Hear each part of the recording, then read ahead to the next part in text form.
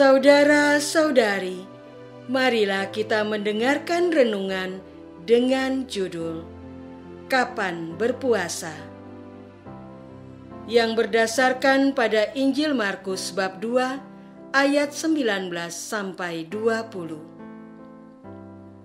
Yesus bersabda, "Dapatkah sahabat-sahabat mempelai laki-laki berpuasa sedang mempelai itu bersama mereka? Selama mempelai itu bersama mereka, mereka tidak dapat berpuasa. Tetapi waktunya akan datang, mempelai itu diambil dari mereka, dan pada waktu itulah mereka akan berpuasa." Dalam nama Bapa dan Putra dan Roh Kudus. Amin. Saudara-saudari terkasih dalam nama Tuhan Yesus Kristus. Pada suatu ketika, murid-murid Yohanes dan orang-orang Farisi sedang berpuasa. Datanglah orang-orang dan mengatakan kepada Yesus, "Mengapa murid-murid Yohanes dan murid-murid orang Farisi berpuasa, tetapi murid-muridmu tidak?" Lalu Yesus menjawab kepada mereka, "Dapatkah sahabat-sahabat mempelai laki-laki berpuasa sedang mempelai itu bersama mereka? Selama mempelai itu bersama mereka, mereka tidak dapat berpuasa. Tetapi waktunya akan datang, mempelai itu diambil dari mereka, dan pada waktu itulah mereka akan berpuasa. Tidak seorang pun menambalkan secari kain yang belum susut pada baju yang tua, karena jika demikian, kain penambal itu akan mencabiknya. Yang baru mencabik yang tua, lalu makin besarlah koyaknya. Demikian juga tidak seorang pun mengisikan anggur yang baru ke dalam kantong kulit yang tua, karena jika demikian, anggur itu akan mengoyakkan kantong itu, sehingga anggur itu dan kantongnya dua-duanya terbuang. Tetapi anggur yang baru hendaknya disimpan dalam kantong yang baru pula." Saudara-saudara terkasih, berpuasa adalah tindakan kebudayaan dalam berbagai bangsa.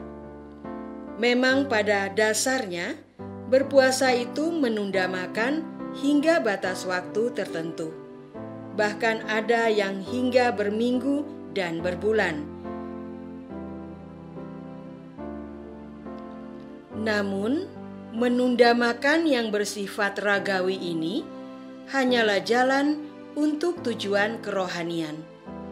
Bukan menahan lapar terus-menerus yang ingin dituju, tapi pengolahan diri untuk menahan sesuatu yang diinginkan. Berpuasa dianggap keutamaan dalam berbagai kebudayaan dan agama. Dalam kebudayaan modern saat ini, berpuasa sudah jarang dilakukan orang.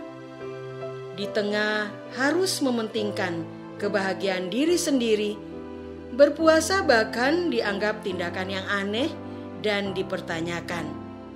Ada yang mengalami kegendutan karena kelebihan makan. Ada juga orang yang hidupnya menghadiri pesta-pesta. Ada orang yang menimbun bahan makanan di rumahnya. Ada orang yang mencari keuntungan dengan menjual mahal bahan makanan. Berpuasa bukan lagi sebagai salah satu langkah pengembangan hidup rohani kita. Saudara-saudara terkasih, dari bacaan Injil hari ini, kita mengetahui bahwa berpuasa juga dilakukan masyarakat Yahudi pada zaman Yesus. Sebagai orang Yahudi, Yesus pun mengenal dan semestinya melakukan puasa.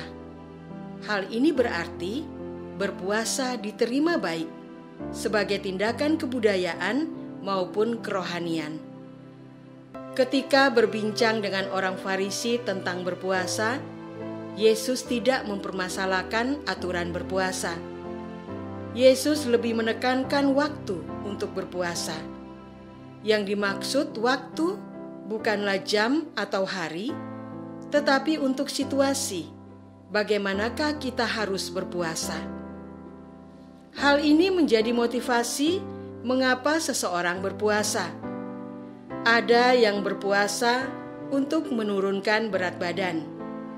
Ada yang berpuasa untuk mengikuti aturan agama atau budaya. Jangan lupa, ada pula yang berpuasa karena dipaksa keadaan, karena tidak punya uang untuk membeli makanan.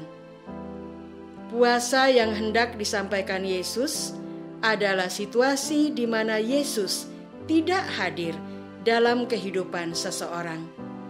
Ketika orang tersebut tidak menyatukan jiwanya dengan Yesus, ibarat ranting yang tidak menyatu dengan batang pohon, sehingga menjadi layu dan kering.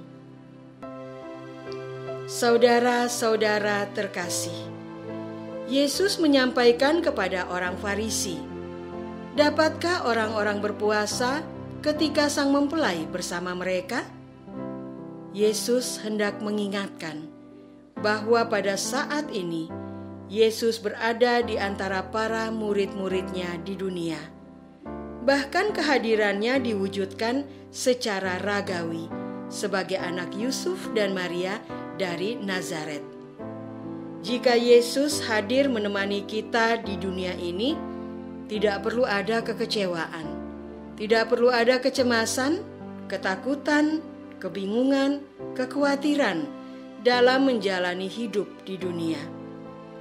Sama seperti seorang anak yang merasa tentram karena ada ayah dan ibunya di rumah bersamanya.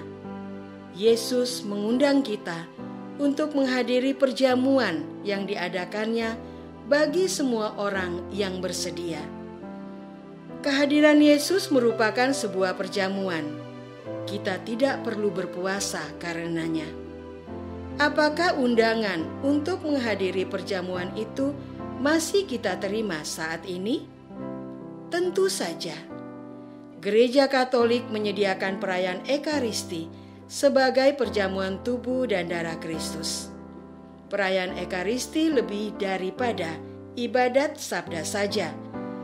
Kita diberi kesempatan untuk bersatu dengan Yesus bukan secara ragawi, tetapi secara imani melalui sakramen Maha Kudus yang kita santap. Sudahkah kita membiasakan diri untuk berpuasa? Sudahkah kita menghadiri undangan perayaan Ekaristi? Marilah kita berdoa.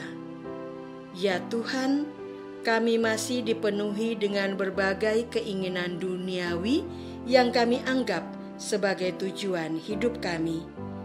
Kami belum menyadari bahwa Tuhan menyiapkan bagi kami kehidupan abadi di surga. Bantulah agar kami mampu meninggalkan keduniawian yang sementara untuk mengejar hidup abadi. Ingatkanlah kami untuk menghadiri undangan perayaan Ekaristi. Engkaulah Tuhan kami, kini dan sepanjang masa. Amin.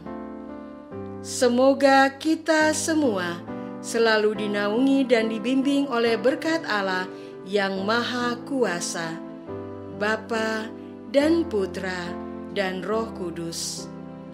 Amin.